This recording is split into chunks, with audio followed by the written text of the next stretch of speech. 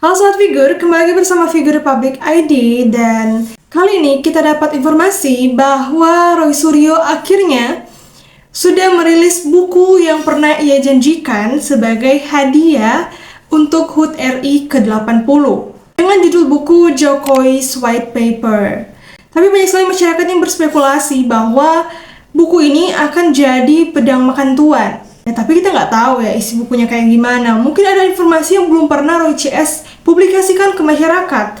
Roy Suryo akhirnya menjadi tersangka terkena pasal ujaran kebencian cyber atau UU ITE dengan minimal hukuman 6 tahun penjara.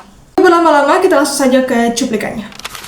Insya Allah, kami bertiga akan memberi kado yang sangat indah pada peringatan 80 tahun usia kemerdekaan Indonesia pada tanggal 17 Agustus 2025 yang akan datang, yaitu sebuah white paper, sebuah buku ilmiah yang bertuliskan ijazah palsu Jokowi. Buku ini sepanjang 500 halaman. Alhamdulillah sedang kami tulis dan sudah hampir mencapai 70 sekian persen. Tujuan Roy Suryo CS meluncurkan buku berjudul Jokowi's White Paper. Sudah ada di studio bersama saya dari Rifai Kusumanegara. Bang Rifai, malam. Selamat malam. Yang merupakan kuasa hukum Joko Widodo dan juga gabung melalui sambungan Zoom ada Roy Suryo. Selamat malam Mas Roy. Selamat malam Mbak Audrey, selamat malam Pak Rifai. Mohon Mas maaf, Suryo. gambarnya nggak bisa keluar karena suasana di sini kayak Jawan Batu.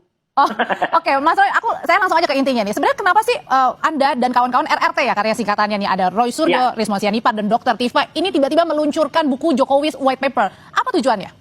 Sebenarnya bukan tiba-tiba.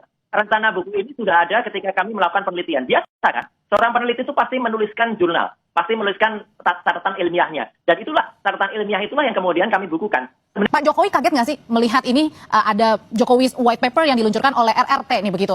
Kaget nggak? Kemarin sudah ada tuduhan pencemaran nama baik, kemudian ada deskripsi, sekarang tiba-tiba luncurin buku. Ya kalau Pak Jokowi sendiri sih, beliau sih tenang-tenang saja ya, santai-santai aja. Artinya orang mau bikin buku ya monggo saja gitu ya. Sekalipun kalau kami sih berpandangan buku ini memang dibuat sebagai alibi dalam perkara yang sedang berjalan gitu ya.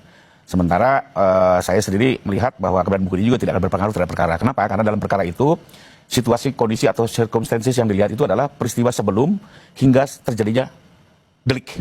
Pencemaran nama baik. Dampaknya gitu ya. Okay. Jadi bukan setelah beberapa bulan kemudian ada produk ini mempengaruhi delik. Menurut saya itu tidak bisa karena memang circumstances yang dilihat adalah peristiwa sebelum dan saat termasuk dampak gitu ya. Jadi ya buku ini tidak akan berpengaruh. Kedua buku ini juga sebenarnya menjadi lebih menariknya begini. Kenapa baru dibuat kesimpulan sekarang sementara publish di medianya penelitiannya sudah terjadi beberapa bulan lalu. Ini kan menjadi aneh. Biasanya itu penelitian yang benar itu kan dilakukan penelitian secara komprehensif, diuji sampai dengan kesimpulan baru dipublish. Kalau ini kan terbalik.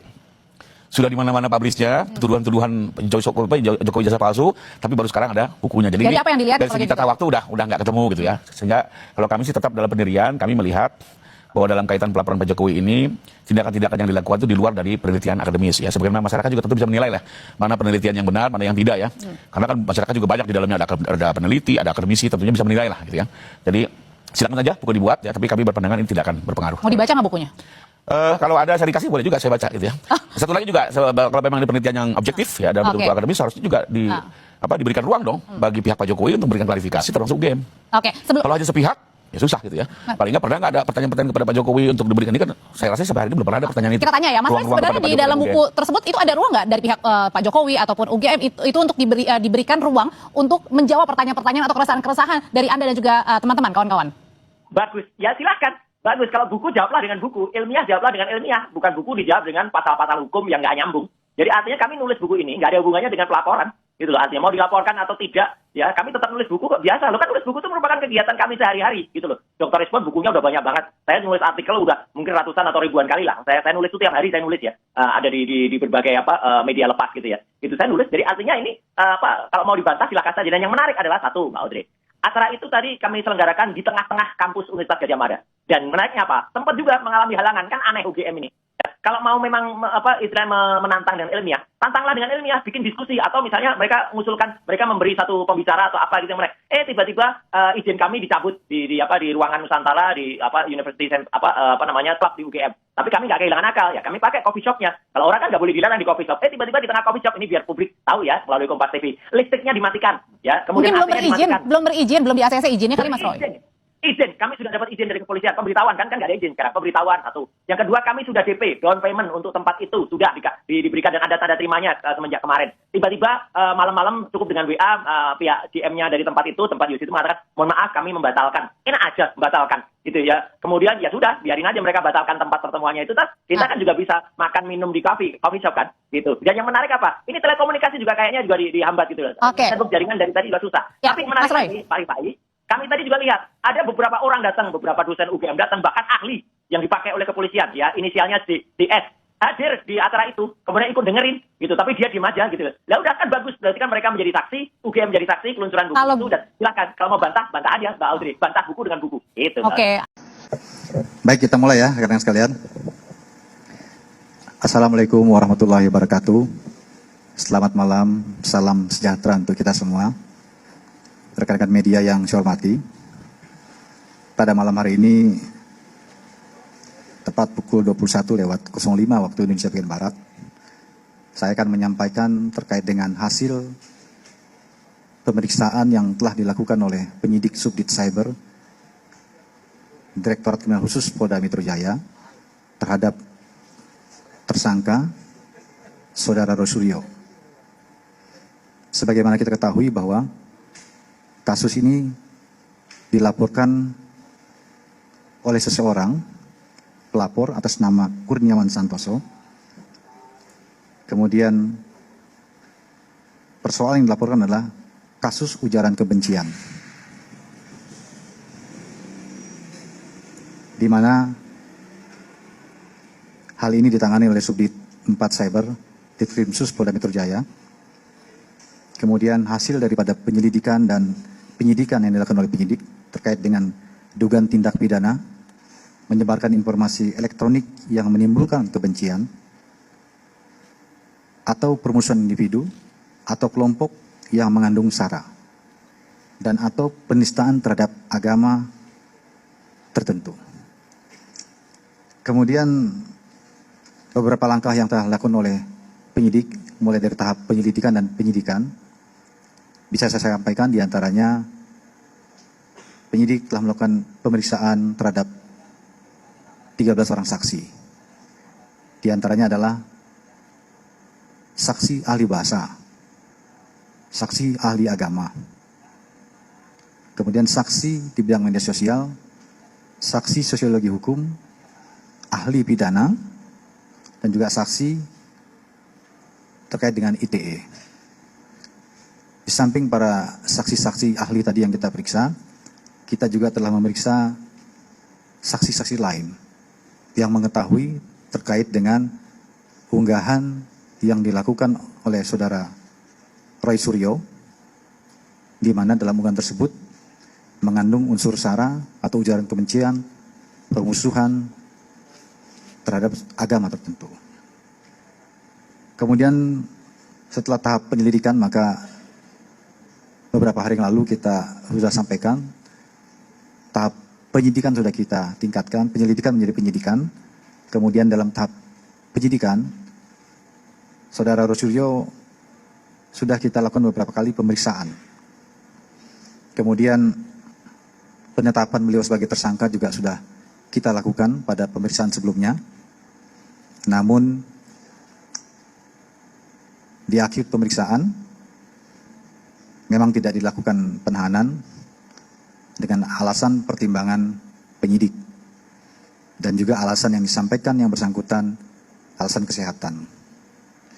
Hari ini penyidik telah memanggil yang bersangkutan tadi siang mulai pukul 13.00 di Polda Metro Jaya sudah dilakukan pemeriksaan. Sebelum dilakukan pemeriksaan, kita dahului dulu dengan memeriksa kondisi kesehatannya oleh tim Dokes Polda Metro Jaya. Hasil pemeriksaan dari tim Dokes Polda Metro Jaya disimpulkan bahwa yang bersangkutan sehat, jasmani maupun rohani, sehingga dilakukan pemeriksaan tambahan terhadap tersangka. Saya tidak sampaikan apa yang menjadi materi pemeriksaan hari ini atau pertanyaannya, tetapi tentunya ini adalah melanjutkan keterangan yang diperlukan penyidik yang dianggap masih kurang. Kemudian setelah dilakukan pemeriksaan dari tadi siang, maka penyidik memutuskan mulai malam hari ini terhadap Saudara Roy Suryo Noto Diprojo, laki-laki usia 52 tahun, sebagai tersangka dalam kasus ujaran kebencian ini. Mulai malam ini dilakukan penahanan.